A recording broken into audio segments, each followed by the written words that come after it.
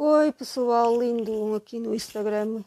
Hoje vou estar em direto com a Renata Neto. O meu nome é Mafalda Borralho. Hoje vou fazer um live com uma amiga e patrocinadora do Grupo das Maus e vamos esperar um bocadinho que apareça alguém e que a Renata apareça. Oi Isabete. Estamos à espera da Renata. Vamos ver se ela aparece. Hoje vou estar à conversa com a Renata Neto, que é patrocinadora como eu, do maior grupo de empreendedorismo feminino em Portugal, que é as Mulheres à Obra. Vamos esperar um bocadito para ver se ela aparece. Ora, para quem não me conhece, eu sou Marta Kier, aqui com a Elizabeth. Estou no marketing digital já há 7 anos e estou nas Mulheres à Obra já há 3. E tenho convidado patrocinadoras para falarem do seu negócio aqui no meu Instagram. A ver se a Renata aparece. Aqui a Elizabeth concorda comigo, que é isso mesmo. Se não voltamos à conversa, Elizabeth, se a Renata não aparecer. Tem sido umas semanas muito ocupadas, não sei se vocês aí desse lado também andam muito ocupados, mas desde que a pandemia começou, ando mais ocupada do que nunca. O que é bom. Hoje não posso, ok, tudo bem. Vamos guardar um bocadinho pela Renata, a ver se ela não se esqueceu do live.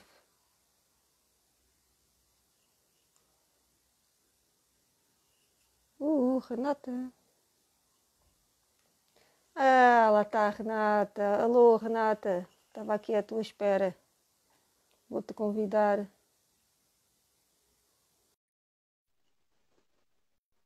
a aguardar.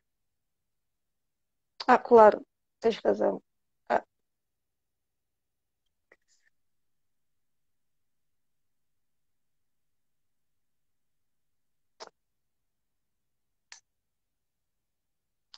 ora cá está a Renata. Esperar pela internet. Oi, Hello, tudo bem? tudo bem? Desculpa aí o meu atrasinho, tava terminando uma reunião aqui. Nossa, olha a minha cara. Tava terminando uma reunião aqui. Tudo bem. Estava aqui a Elizabeth a fazer-me companhia. E Tudo bem? convidei assim a querer para falar outra vez, em vez de convidar a ti. Ai, ai. Renata, tenho estado a convidar patrocinadoras, calhou, e és a terceira patrocinadora com quem eu falo aqui no Instagram, e por acaso está a ser um feedback muito bom, e estou a gostar muito de falar com as minhas colegas patrocinadoras das Mulheres à Obra, maior grupo de empreendedorismo português, feminino, concordas? Sim, concordo plenamente. Já fazes tempo deste grupo há muito tempo? A Não pergunta, entendi a pergunta. já estás neste grupo há muito tempo? Sim, eu faço parte do. Eu comecei a me contactar com as mulheres à obra. Eu ainda morava no Brasil em 2018. Quando eu já sabia que ia me mudar para cá, eu fui para a internet e procurei grupos de mulheres tanto mulheres empreendedoras como grupos de mulheres. E aí achei as Mulheres à Obra no Facebook e comecei a interagir no Sim, grupo, a conversar, comecei a falar com a Camila e a interagir mesmo nos posts que as mulheres colocavam lá no sim, grupo, nomeadamente posts de reflexão, né? Porque ainda não sim, conseguia indicar profissionais aqui. E quando cheguei aqui, eu fui imediatamente acolhida pelo grupo, né, das patrocinadoras. Eu me tornei patrocinadora em setembro do ano passado, uhum, mas quando eu cheguei aqui, que foi em novembro de 2018, logo em seguida, em março de 2019, já teve a conferência, eu participei sim, e fui super bem recebida, super bem acolhida e pronto. Ali já selei o meu destino com relação às mulheres à obra, né? ok. Sabia que eu queria fazer Olha, parte. fico feliz, Renata. Apresenta-te ao meu público. Quem és? Olha, eu sou Renata, primeiro de tudo, né? Eu era advogada, sou formada em Direito e Filosofia, exerci a advocacia por 3 anos, além dos 5 anos durante a faculdade, que lá no Brasil a gente já consegue trabalhar na área antes de se formar, né? Eu já fazia estágio desde sempre. Então, no todo, eu tive 8 anos de prática jurídica e, num dado momento, aquilo deixou de fazer sentido para mim, né? Porque eu comecei a perceber que aquela prática ali, o direito, ele alimentava mais o conflito das pessoas e ele não trazia uma solução efetiva. E aquilo começou a me frustrar. E eu sempre fui uma pessoa de pessoas, eu gosto muito, o ser humano é algo que me interessa profundamente. Então eu queria trabalhar com algo que tivesse mais sentido e que me conectasse de verdade com as pessoas, né? Então eu fui para a área do desenvolvimento pessoal. E aí eu falei, bom, eu sabia que eu queria trabalhar com desenvolvimento de pessoas. Mas como é que eu vou fazer isso? Então, a primeira coisa que eu fiz foi estudar filosofia, né? Eu fui para filosofia e falei, bom, como que eu vou entender o bichinho ser humano, né? E Sim. aí eu fui para filosofia para começar a pensar mesmo sobre o que é o homem, o que é, qual é o nosso papel, de onde viemos, para onde vamos, o que estamos fazendo aqui, né? Foi o meu primeiro movimento para pensar o ser humano. E aí depois disso eu fui fazendo outras formações. Sou uma pessoa que amo estar em família, gosto de estar em casa, gosto de pequenos prazeres, assim, não sou muito viajada. A minha primeira viagem internacional foi aqui para Portugal, então até então nunca tinha saído do Brasil. Ainda não saí de Portugal desde que me mudei para cá. A gente, nem para ser sincera, não fui nem ao Porto. E o meu marido, a gente é muito caseiro e eu sou cada vez mais apaixonada por Lisboa, mas ainda quero conhecer alguns lugares. Gosto muito de cozinhar, gosto muito de ler, de estudar, adoro compartilhar conhecimento. Ainda não sou mãe, vou ser mãe em alguns anos, acredito que daqui a uns 3 anos eu já tenha um bebê. E é isso, essa sou eu. Então, quer dizer, formaste em Direito, numa de ajudar as pessoas, e depois procuraste o teu eu ou formaste em Filosofia, certo? Isso, Ok, isso. Eu sempre gostei de conflito. Tá? O conflito é algo que me chama atenção, né?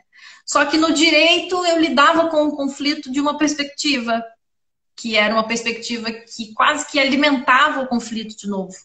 E eu queria algo que efetivamente solucionasse, ok. né? Uma que fosse mais efetiva com relação à solução de conflitos. Então eu comecei esse caminho na filosofia, depois passei pela PNL, pelo coaching, tirei uma formação em mediação de conflitos já aqui em Portugal e atualmente eu estou estudando psicanálise Olha, de informação. e como é que depois dás o pulo para seres coach pessoal? E o que é um coach pessoal? Foi nesse caminho. Depois que eu terminei a filosofia, eu falei, bom, a filosofia pensa, né? Pensa, pensa, pensa, pensa, pensa, pensa, pensa. Nunca mais ela para de pensar. Eu falei, agora, eu preciso dar corpo para isso, preciso dar um direcionamento para isso. E aí eu cheguei no coaching e na PNL, que foram também dois conhecimentos que mudaram radicalmente a minha forma de me relacionar com as pessoas, de me relacionar comigo mesma. E a partir desse momento, então, foi quando eu comecei a dar uma prática para a filosofia, porque a filosofia, a formação, ela é muito, né? A licenciatura em filosofia é muito acadêmica, ela tem um foco voltado para a sala de aula, Sim. né? E eu queria um trabalho de atendimento, um para um, né? Desse estreitamento de laços e o desenvolvimento daquela pessoa.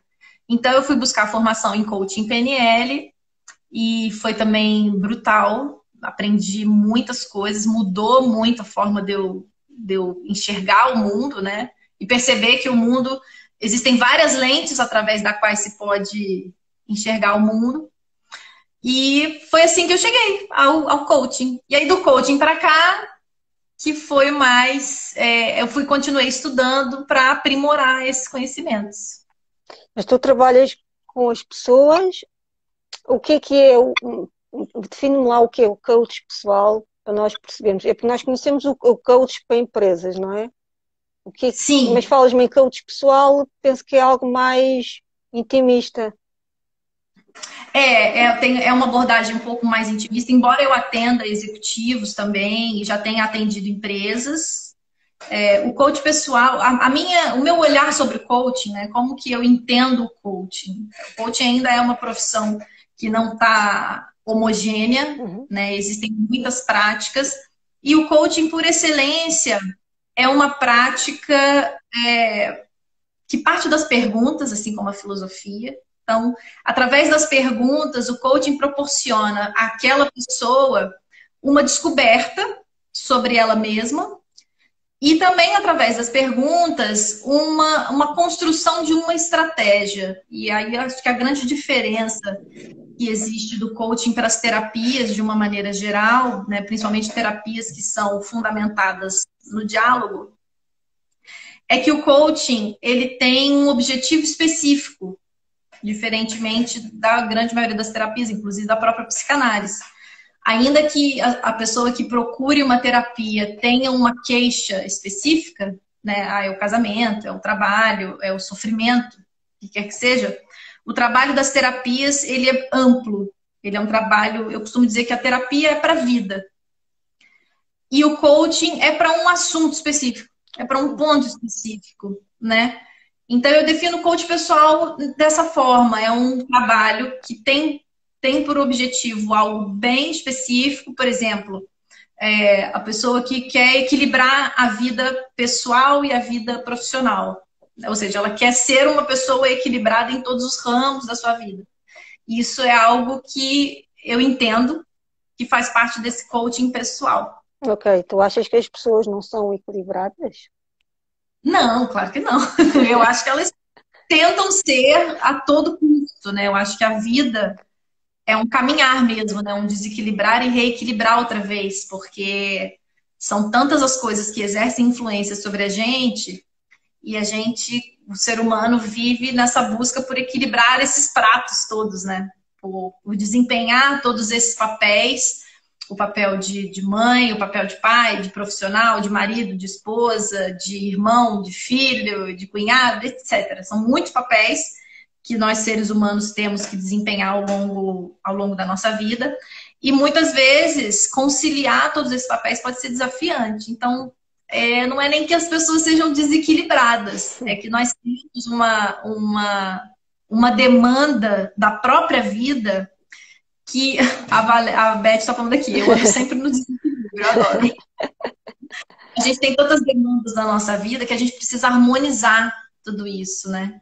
Então, não é que eu acho que as pessoas são desequilibradas, mas eu acho que a vida tem um potencial enorme para desequilibrar a gente. Olha, sabes, eu nunca tinha visto a coisa nessa perspectiva, que temos vários papéis, eu sempre fui na onda, vou na onda da vida e nunca vi esse prisma, o papel como profissional, o papel como eu junto o profissional com o que eu sou.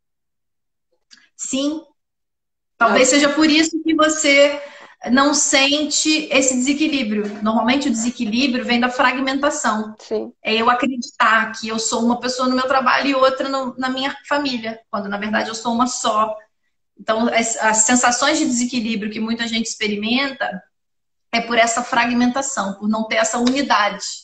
Né? Eu sou eu e o que acontece são situações em que eu vou me manifestar e eu vou interagir com as pessoas. Né? ok. Então as pessoas agem de acordo com o ambiente onde estão. Sim, eu penso que sim. Sim, faz Algo sentido. fica preservado, né?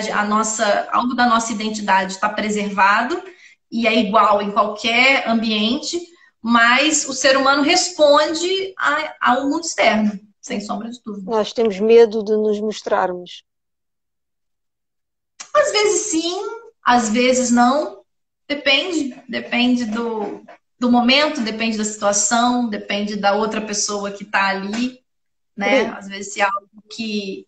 Às vezes uma situação que nos mete medo, eu posso ter uma reação de me mostrar completamente e encarar aquilo, ou posso ter uma reação de defesa e criar uma máscara para me proteger daquela situação. Então, varia.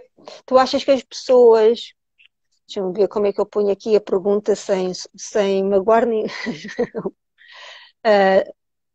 não estão bem com a vida, não é que escolheram, às vezes não escolhem, às vezes ela surge, não estão bem com a vida que têm, preferiam ter outro emprego, outro marido, ter ou não ter filhos. Algumas sim. Algumas estão bem com a vida que escolheram, outras não. Muitas, e eu arriscaria dizer todas, têm alguns aspectos da vida que escolheram que gostariam que fossem diferentes. Ok? Então Então, nunca estamos no nosso pleno eu. é uma coisa interessante, assim, porque o ser humano tende a se mover pelo desejo. E o desejo, ele se alimenta da falta. Eu só posso desejar algo que eu não tenho. Se eu desejo muito essa caneta, a partir do momento que eu a compro, eu não a desejo mais. Sim, Então, a lacuna, ela tem um papel muito importante na nossa vida, né? A falta, ela nos move. Só que às vezes a gente não consegue lidar com essa falta. E eu tenho falta dessa caneta aqui, uhum. mas eu acho que na verdade eu tenho falta desse post-it. E eu fico buscando post-it e a caneta, que é o que realmente é importante para mim, fica escondida. E eu tô aqui enganada nessa busca, percebe? Então, o trabalho é a gente perceber qual é o nosso verdadeiro desejo e Ok. como lidar com ele. Como é que achas que as pessoas estão a reagir a esta fase do mundo? Acho que elas estão percebendo o seu verdadeiro desejo. Acho Olha, que depois de muito tempo na história, nós estamos tendo tempo de perceber o que é realmente importante para gente. Quem teve o privilégio de parar um pouco nessa fase, né? Porque nem toda a gente pôde parar. Algumas pessoas tiveram que continuar as suas vidas até num ritmo muito pior, né? Muito mais acelerado, como os profissionais de saúde, por exemplo. sim, sim, sim. Mas em situações limites, como essa que a gente está vivendo de uma pandemia, geralmente são situações onde o que é realmente importante vem à tona. Ok. Tu Então, é um achas, momento muito rico. sim. Tu achas que, por exemplo, pelo menos foi uma coisa que eu senti, tem coisas a mais e que não tinha necessidade. Sim. Achas que as pessoas vão se ligar mais ao estado espiritual em vez do material? Eu não sei se é um estado espiritual. Algumas sim, pessoas que já são mais dadas à espiritualidade, muito provavelmente se conectaram ainda mais, né? Resgataram aí a sua espiritualidade, a sua religiosidade. Mas eu acho que é um momento em que as pessoas vão se conectar mais consigo mesmas. E aí, se você entende que a espiritualidade tem a ver com essa conexão interna, aí sim, podemos dizer que as pessoas vão se conectar mais com o espiritual. Mas acho que no fundo, no fundo, no fundo, esse momento que nós estamos vivendo é uma oportunidade da gente se conectar com aquilo que há de mais importante para nossa individualidade, para nossa identidade, para nossa pessoa humana mesmo. Ok, E isso pode ser uma espiritualidade ou não. sim. Pode ser a família, pode ser o próprio trabalho em si, o trabalho como instrumento de criação mesmo, e não só como fonte de renda, né, de rendimento. Outra Mais ou coisa, menos isso. tu achas que quando esta fase acabar, volta tudo ao normal ou vai haver mesmo uma mudança nas pessoas? Olha, eu gostaria muito que viesse uma mudança, assim, definitiva nas nossas concepções sobre economia, sobre a vida, sobre a relação com as pessoas. Eu gostaria e procuro alimentar essa esperança dentro de mim, de que algo vai mudar de uma forma muito séria, né? Assim como mudou depois da guerra. Mas eu não sei se nós vamos ter força coletiva para mudar a esse ponto, Sim, percebe? sim, sim. Não Agora, sei se a experiência da pandemia já foi chocante o suficiente, numa escala ampla, para gerar uma mudança tão definitiva assim. é Mas aquilo, espero que gere alguma mudança. é aquilo que estavas a dizer. Quem tem um estado para a mudança vai mudar. Quem não acredita na evolução espiritual, se calhar permanece igual. Sim, sim. Ainda, é isso que é por isso que eu acho que a escala do impacto da pandemia nas pessoas ainda não foi tão dramática, assim, pode ser um pouco mal da minha parte dizer que o impacto não foi tão dramático, porque em muitos lugares muitas pessoas morreram, muita gente está sofrendo com isso, mas em termos de destruição, o ser humano tem essa característica, né, de aprender muito na destruição. Sim, O fato é que essa pandemia não foi destruidora com tanta intensidade ainda, tipo, a pandemia ainda não fez o estrago de uma guerra, por exemplo. Uma guerra faz um sim, estrago muito dramático. E a pandemia não fez esse estrago muito porque muitos países tiveram uma atitude proativa de contornar essa situação. Agora, o que eu quero dizer com isso? Resta saber se as pessoas vão tomar consciência mesmo sem essa destruição tão gigantesca. Percebe? as pessoas estão mais com medo do que pode vir aí do que a perceber a realidade do que isto nos pode trazer. Sim, sim, as pessoas estão obcecadas pela economia, eu percebo muito isso, uma obsessão pela economia, que eu entendo que faz algum sentido, porque na sociedade de mercado a economia fala alto, né, ela Sim, determina muitas regras, mas uma coisa que me chamou muita atenção é que as pessoas, pelo menos no Brasil, isso infelizmente aconteceu lá, as pessoas colocaram em comparação a economia e a vida. E essa nem é uma comparação possível, porque a vida é um bem, aliás, a vida não é um bem. A vida é onde nós existimos. sim, A economia é uma dinâmica que nós desenvolvemos na vida. Então, eu tenho um receio que essa obsessão por economia, por essas normas que a gente cria e tal, essa obsessão nos deixe cegos para o que nós podemos criar, percebe? A gente já tem aqui hoje uma sociedade de uma determinada maneira que tem as suas regras de funcionamento, tanto regras econômicas como regras jurídicas, criminais, etc, etc. Só que todas essas regras, a economia surgiu na nossa vida. sim. Ela surgiu nas nossas relações. E são justamente essas relações que podem criar uma outra economia, uma outra perspectiva. E a minha preocupação é que a gente não consiga se libertar dessa neurose econômica para pensar que a vida das pessoas, a vida de relação, é onde a gente pode criar outras formas de estar. E pode criar outras regras, e pode criar outros princípios.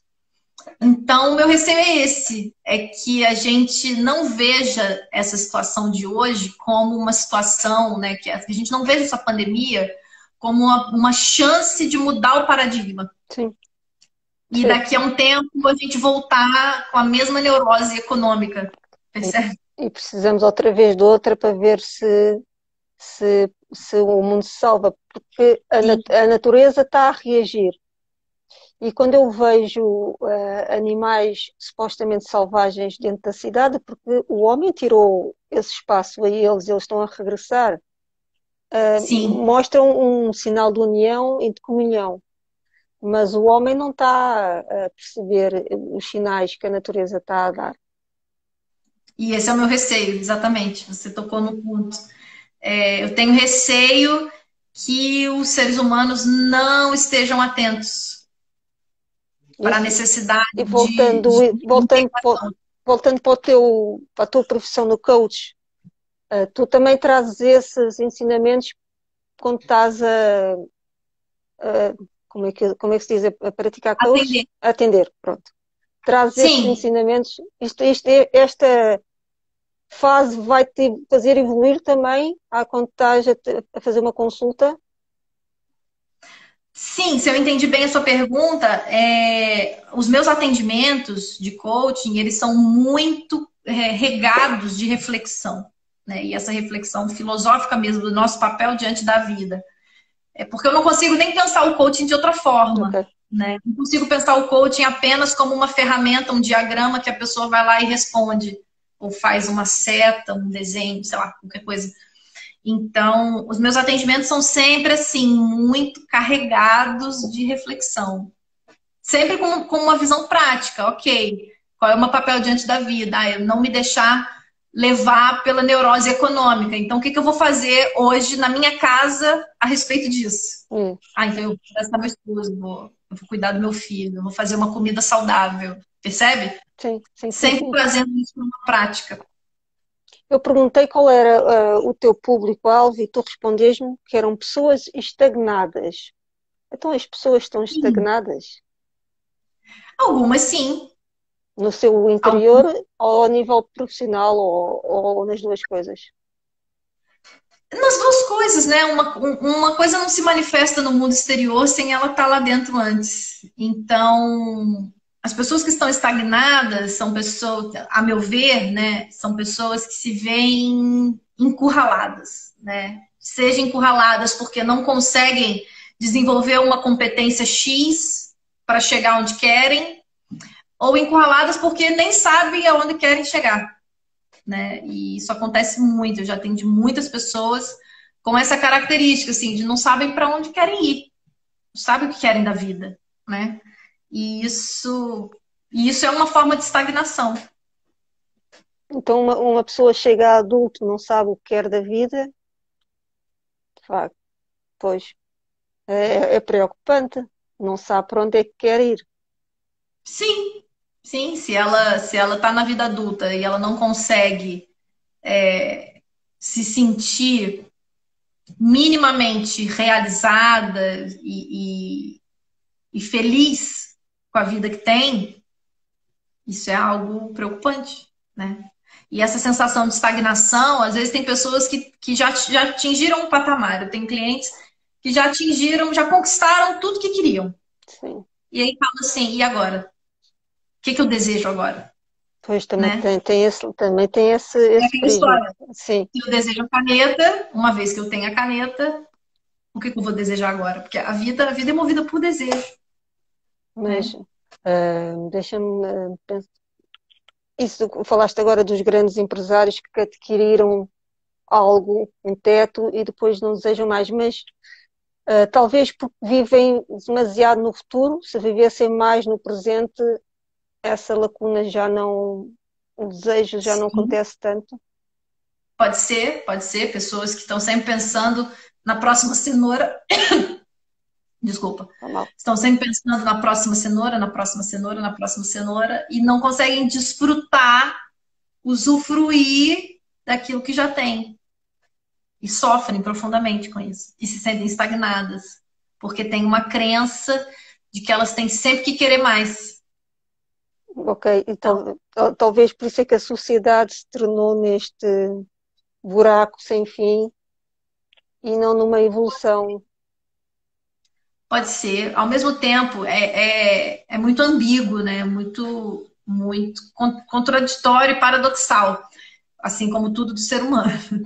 Ao mesmo tempo que esse desejo por mais, por sempre mais, nos moveu até aqui, né? Essa busca incessante nos trouxe até aqui enquanto humanidade. Então, o progresso tecnológico, o progresso do conhecimento, tudo que está ao nosso redor é fruto de uma mente que sempre quis mais e que sempre quer mais.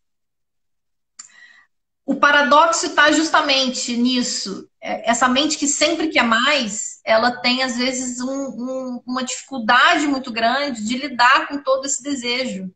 E ela não sabe para onde que ela vai. Então ela quer mais, mas ela não sabe o quê. Ou então ela sabe o quê, mas ela não sabe como. E fica presa nesses pensamentos, né? Nessas perguntas de o que que eu quero, para onde eu quero ir, como que eu vou chegar lá. E isso angustia, né? Isso gera angústia. E às vezes a incapacidade de desejar, né? Já tenho tudo. E agora eu não quero, não vejo mais graça em nada. Né? E isso é um desafio muito grande. Tanto a capacidade de desejar, quanto a capacidade de lidar com a falta de desejo são duas coisas muito importantes. Mas por que tem que haver o desejo na nossa vida? Não seria Porque o mais desejo é fácil? constitutivo do psiquismo. Ok, O desejo é constitutivo da nossa condição humana. O que muitas vezes a gente vê, e a filosofia budista é espetacular nisso com relação ao desejo, é, é esse desejo insaciável e é esse desejo enganoso, digamos assim. É eu ter um desejo dessa caneta, achando que conquistar essa caneta vai resolver a minha vida. Porque não vai, porque vai vir outro desejo. Primeiro que vai vir um mal-estar de e agora? O que que eu desejo? Aí tá, aí vem outro desejo, aí vem o desejo do bloquinho. Aí agora eu desejo esse bloquinho. Legal. Aí o momento que eu tô na busca pelo bloquinho, eu tô ali, cheia de energia, aquilo tá o máximo. Aí conquistei o bloquinho. Ah, tá, agora eu já tenho a caneta e o bloquinho. E agora? Então, é a nossa capacidade de navegar no desejo. Ele vai existir, mas a gente se prender à ilusão de que a satisfação desses desejos vai resolver o nosso problema, é que é um problema. Percebe? A estou. gente acreditar que eu ter a caneta e o bloquinho é a solução da minha vida, é que muitas vezes é causa de sofrimento.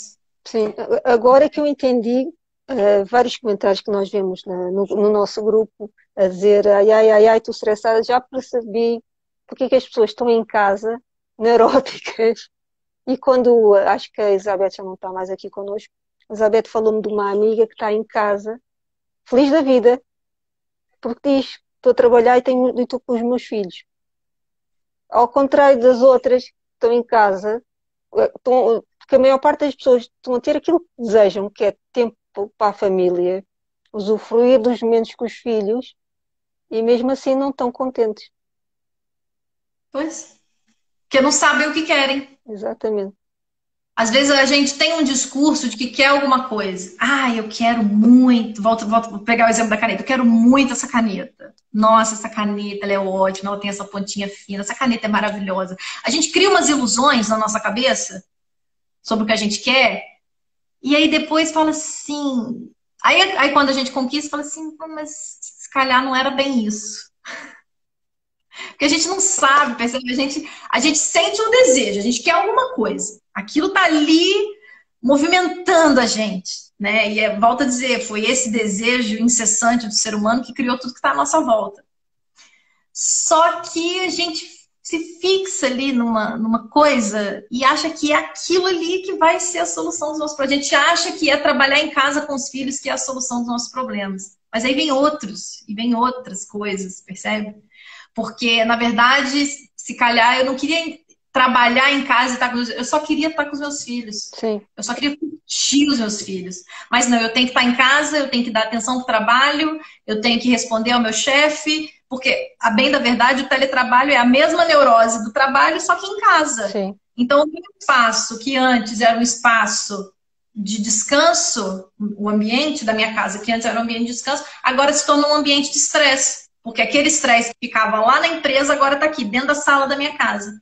Onde eu poderia estar com meus filhos e não estou. Então são outros conflitos que começam a aparecer, percebe? E a Com esse pessoa desejo. não tem aquele período de descarregar, que é de ir o percurso que faz do trabalho para casa para descarregar, ou ir a um café com os amigos para descarregar esse stress. Mas a vida não devia precisar de descarregar o stress, não é? Tu, Ah, eu também acho. Gostaria muito que a vida não tivesse estresse, né? Mas tem, por, por, tem. E a gente que cria isso. bem, ainda há bocado apareceu aqui um senhor que ele faz formação de liderança que eu conheci há uns tempos, e eu agora vejo-te a fazer coaching, e há muitos coachings por aí com as empresas, e tu estás a fazer coaching a nível pessoal, que foi a primeira vez que eu ouvi, faz-me perceber, lá está, que as pessoas não sabem conviver em sociedade e não sabem o que Não. quer e, não, e se calhar não acreditam numa evolução enquanto ser. O que é que tu achas disso tudo? Vamos lá, que as pessoas não sabem viver em sociedade, não sabem o que querem, não acreditam na evolução enquanto ser. Acho que são três pontos É isso mesmo, diferentes, né? exato. As pessoas não sabem viver em sociedade. Temos algumas dificuldades com relação a isso. Ainda temos que desenvolver muito o nosso senso de coletividade, né? Por exemplo, na Idade Média, que foi um período muito complicado, não tinha a noção que a gente tem hoje de indivíduo. As pessoas na Idade Média, elas se viam a si mesmas como parte de algo maior, seja parte da terra que elas cultivavam, seja parte da igreja que elas frequentavam, seja parte do mundo que Deus criou, que era um pensamento muito religioso na época. Então, a noção de indivíduo que a gente tem hoje, que é esse indivíduo meio sozinho, meio que faz a própria vida e que empreende a si mesmo, isso é uma noção muito nova na história. E com o tempo, com essa ascensão do individualismo, a gente perdeu a nossa capacidade coletiva, né? E com isso a gente perdeu um pouco a nossa capacidade de viver em sociedade.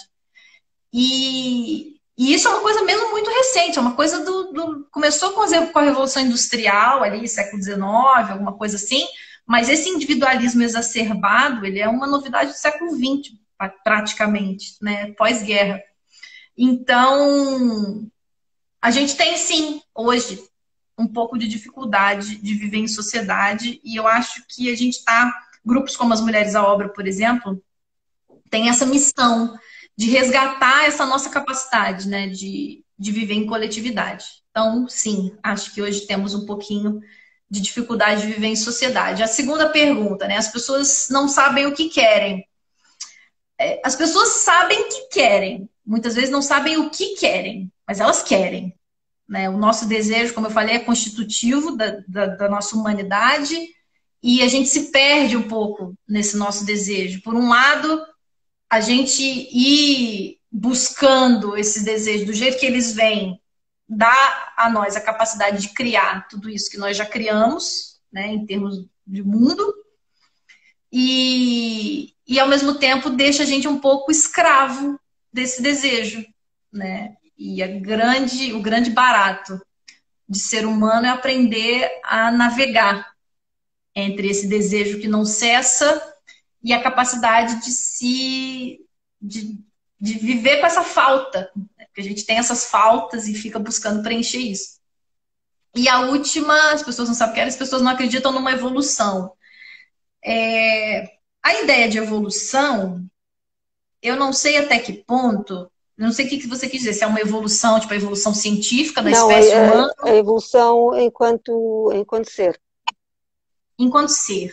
Bem, eu não tenho uma opinião formada sobre isso, se as pessoas acreditam nisso ou não, porque ao mesmo tempo que eu observo nessa perspectiva individualista um desejo muito grande de crescer, de ser mais, de fazer mais, de ter mais, de conquistar mais, mas é sempre muito eu. Eu quero mais isso, eu quero mais aquilo, eu quero...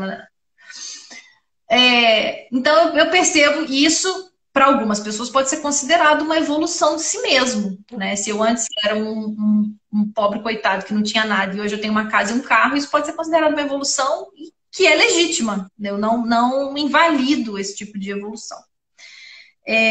Agora, a evolução enquanto ser, né? Aí acho que a gente teria que aprofundar um pouco esse pensamento para entender o que é esse ser e o que a gente entende por evolução do ser, para saber se a gente acredita nisso ou não. Eu, pessoalmente, acredito que o objetivo da nossa vida, do momento que a gente nasce até o momento que a gente morre, eu particularmente sou reencarnacionista, tenho uma visão religiosa sobre a vida, que a vida não cessa, mas isso não vem ao caso. Acredito que o nosso propósito e o nosso objetivo enquanto seres que vivem aqui nesse mundo é sim sermos cada vez melhores. mas não tanto nessa perspectiva de, eu antes não tinha nada, quero comprar uma casa e um carro. Sim, Percebe? percebo, Ficando percebo. cada vez melhores nessa capacidade de lidar com o nosso próprio desejo, de lidar com o outro, de perceber o outro e perceber e nos comunicarmos com esse outro de uma forma mais humanista e menos estratégica, né? Porque a nossa comunicação é muito estratégica, tipo, eu falo com você porque eu quero isso, aquilo, do outro, né? E a nossa capacidade de se conectar. Eu acho que sim, as pessoas. Não é nem que elas não acreditam na possibilidade da evolução, acho que elas talvez nem pensem nisso. Eu, quando fiz as perguntas, por acaso pensei logo, vais falar na Idade Média, achei logo que ias voltar atrás na Idade Média, e o que é uma coisa muito contraditória. Nós, supostamente, eu também estudei no colégio, eu vi uma vez tu comentaste, também estudei no colégio católico, e tal qual como tu, apesar de ter tido uma infância religiosa, eu acredito na reencarnação e na evolução, e um dia não vimos mais à Terra, evoluímos. Sim, também creio nisso. No entanto, o homem, que é o ser dos animais, o ser mais sociável, começou por não ser. E agora estamos a voltar outra vez ao não ser. E depois, ao paradigma de encontrarmos nas redes sociais, outra vez, a aproximação, o nosso outro. O que é que tu achas desta Olha, eu confusão acho que isso é toda? uma loucura total. Olha, eu acho que essa vida virtual, essa vida digital, ela veio para nos mostrar, nós criamos isso para a gente espelhar e enxergar algumas coisas que a gente não conseguia enxergar muito assim na vida real, digamos assim. A gente precisou de virtualizar a existência para perceber algumas coisas que a gente não estava percebendo. Por exemplo, isso para mim está muito claro hoje, né, nos nossos tempos atuais, de como tem lixo nos nossos porões. E esse lixo vai todo pro virtual. Coisas que eu não teria coragem de falar na sua cara numa conversa, eu se tô atrás do computador, eu falo. E não é que é o computador que plantou isso em mim. O computador só me deu uma carta branca, tipo, vai, fala. Fala que ela não tá na sua frente. Então fala. Então, eu acho que esse mundo virtual ele veio para escancarar mesmo as nossas sombras, percebe? E ao mesmo tempo que o mundo virtual nos facilita imensa coisa, né? A gente pode fazer, sem dúvida, eu vejo como um progresso, Sim. percebe? Mas todo progresso, e isso é uma frase de Allan Kardec, todo progresso se dá trabalhando os efeitos colaterais. Todo progresso tem efeitos colaterais. Então, esse progresso tecnológico de redes sociais, de aldeia digital, de mundo hiper, ultra, mega globalizado, ele traz esse efeito colateral de expurgar as sombras mesmo, né? Então, o que antes eu não fazia ali na minha comunidade medieval, que tinha 50 pessoas, eu hoje jogo num grupo de Facebook com 100 mil, falo o maior império do mundo, sem nenhum pudor, percebe? Então, isso é para revelar o que a gente ainda tem de obscuro e que precisa ser iluminado mesmo, né? Precisa ser transmutado. É verdade. Eu recentemente, olha, ontem aconteceu uma coisa, entraram em contato comigo a dizer que procurava, que era um homem sério, e disse, está bem, mas não estás a procurar no sítio certo. E respeitou-me e saiu. Por acaso não tenho muita queixa na minha presença online, mas já me tem acontecido, tipo, foi no grupo das patrocinadoras, não liguem ao que ela escreveu. Eu disse, ai meu Deus. Eu estava a dar uma opinião. Alguém escreveu, não liguem ao que ela escreveu. Foi uma opinião sobre a reunião que houve e eu quis expressar a minha opinião, não fui ofensiva porque eu nunca sou. E alguém escreveu, não liguem para o que ela escreveu. Eu só agradeci. Porque a crítica, lá está, eu também acredito que a evolução traz sempre consequências e a crítica eu vejo-a sempre como uma coisa boa e não como uma coisa má. E as redes sociais é aquilo que eu digo, é o espelho da nossa alma. E aquilo que acabaste de dizer é isso mesmo. Ela reflete a nossa alma mais íntima. o que está na Sim, nossa ela não alma. trouxe nada de novo.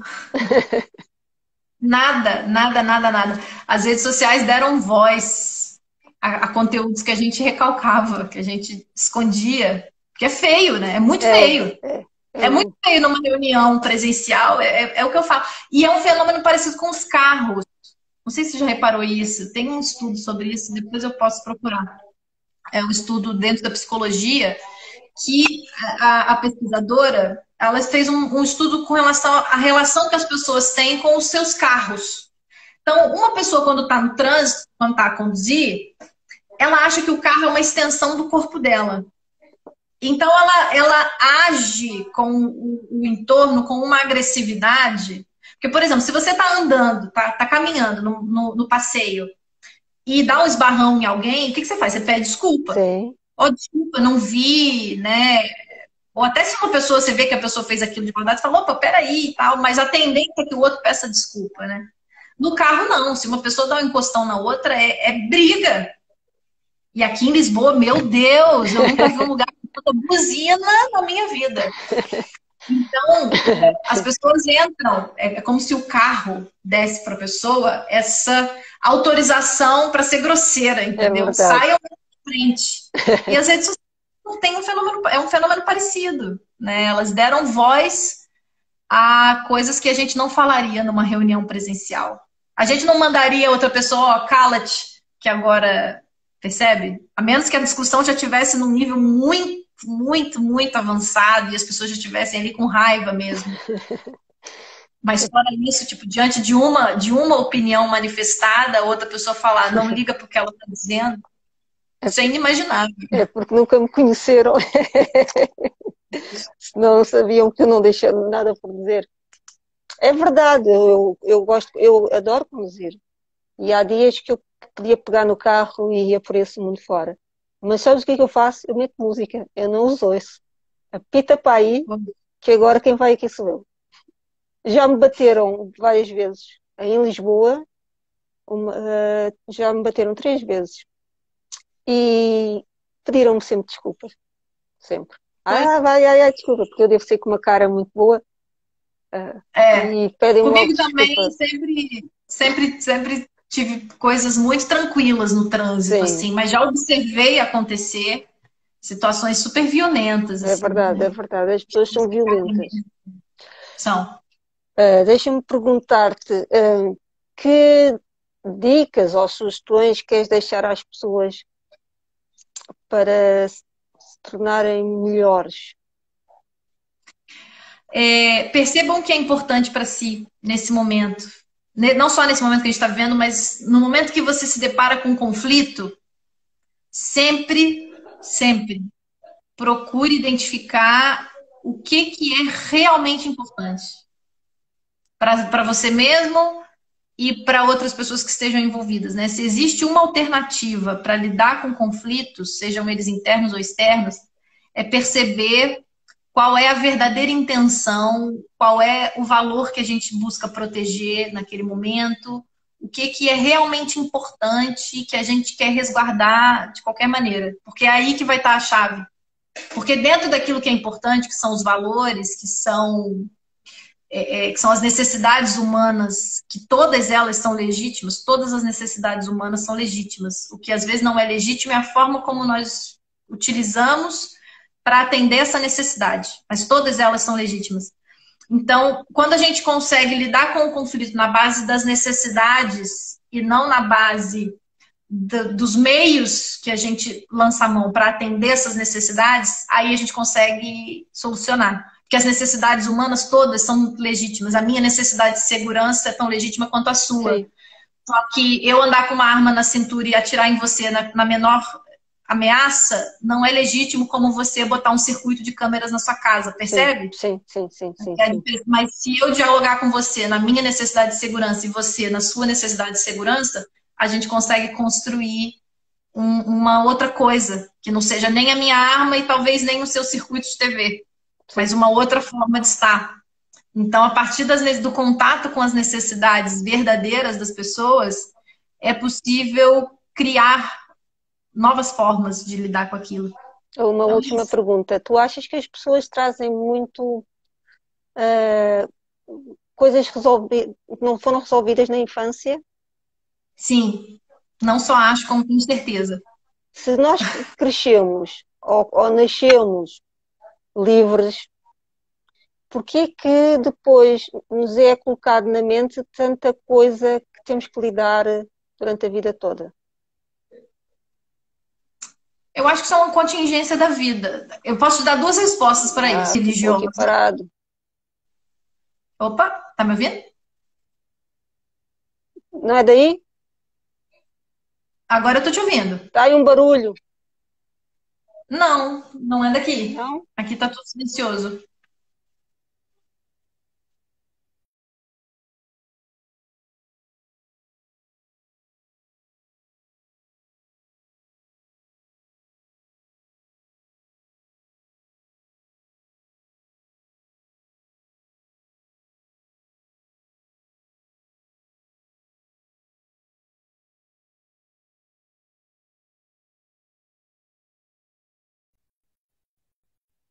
Coisa estranha. Oi, voltou? Agora eu tô te ouvindo. Estás-me a ouvir? É que eu não Agora te eu tô. ouço. Está um barulho muito estranho. Você não me ouve? Eu vou desligar e Tá, voltamos a conectar, está bem? tá bem. Então eu já volto.